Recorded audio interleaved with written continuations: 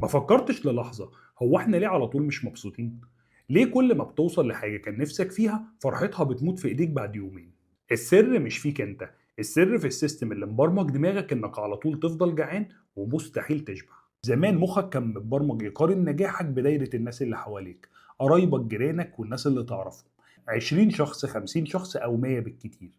ولو انت اشطر واحد فيهم مخك بيفرز دوبامين وبيحس بالرضا والمكانة. والنهارده السوشيال ميديا اجبرت مخك يقارن نفسه ب 8 مليار بني ادم، انت في لحظه واحده بتشوف اغنى واحد واوسم واحد واكتر واحد بيسافر، ومخك ما بيفهمش ان ده فيك وممكن يكون كمان معمول بالذكاء الاصطناعي، وهو بيترجم دايما ان انت اقل فرد فيهم. منصة السوشيال ميديا أول ما بتحس إنك اتكسرت أو حسيت بالنقص بتبدأ توجهك فورا عشان تشتري منتجات أو تعمل عمليات تجميل أو تشتري كورسات إزاي تكون غني.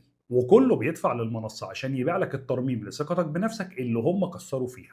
انت بقيت بتلف في ساقية انك تبقى اقوى اوسم اغنى، ومهما وصلت الخوارزمية هتجيب لك اللي اعلى منك حتى لو اللي بتشوفه ده مجرد ايجار او فلاتر او اي. الهدف انك عمرك ما هتكون الاحسن عشان تفضل دايما مستهلك.